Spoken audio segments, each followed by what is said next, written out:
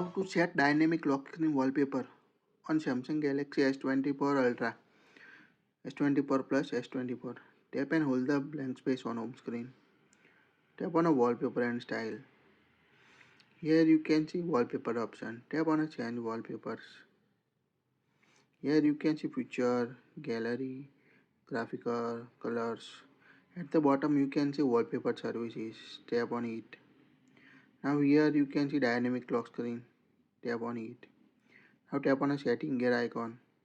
Here you can see the list of available category: landscape, plants, life, dogs, cat, animals, arts, food, desserts, special. Select the option. Here we select landscape option. Now download.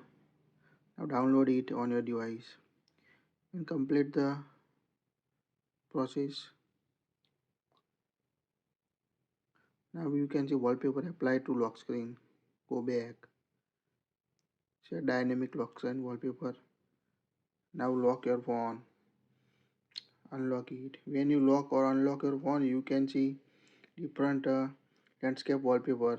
It will automatically change on a lock screen wallpaper like this.